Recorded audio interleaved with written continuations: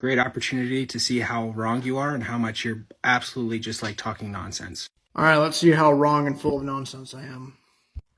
So you probably don't know this because you are LDS and you are being sheltered. So this is a really toxic manipulation strategy where people will try to get you to question your reality based on false assumptions about you. But it's very common knowledge that Brigham Young ordered the extermination of the Timpanogos tribe. No, that's not common knowledge at all. This order led to the Battle Creek Massacre and the Bear River Massacre. A little more context to the situation. Brigham Young generally advocated for peace between these settlers and the Native Americans. However, in about 1850, tensions rose between them to the point where natives ended up killing some valuable livestock and shot rifles at the settlers. Brigham Young then encouraged the Saints to fight back, and this resulted in 2 battles. And the battles were against hostile Native Americans versus settlers, and this resulted in about 30-ish deaths.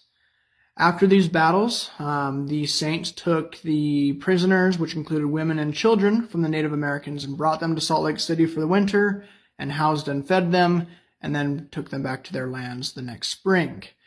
There were 6 massacres during the time of Brigham Young. 6! I'm not sure what 6 massacres you are referring to, but if it's like the battles that we just talked about, those aren't massacres, at least I don't think so.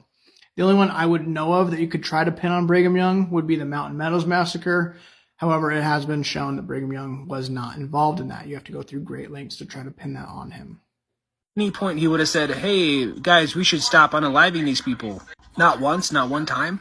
So this is demonstrably false. Brigham Young advocated for peace between the natives and the Saints multiple times, even going to the point where he said we should suffer that our horses die by the natives instead of going to war with them. And thousands of innocent people dying. This is ridiculously false. No, about 30 people died. Not being a lazy learner and just look it up yourself. I did, and maybe you should learn a little more context about the sources you were using that you probably just found somewhere on the internet. You're just repeating old apologetics that are proven wrong. No, I'm just sharing facts and context to help people have a better understanding of this history that you are falsely pushing. That's your church, that's your prophet. So yeah, one of the worst people who ever lived. No, and you doubling down on this idea that Brigham Young is one of the worst people that has ever lived, to me seems extremely disrespectful, especially to the people who have suffered at the hands of people like Hitler. That seems extremely dismissive and frankly just ridiculous. And I eagerly await that shit. The mental gymnastics you're going to have to do is just going to be extraordinary. Olympic level.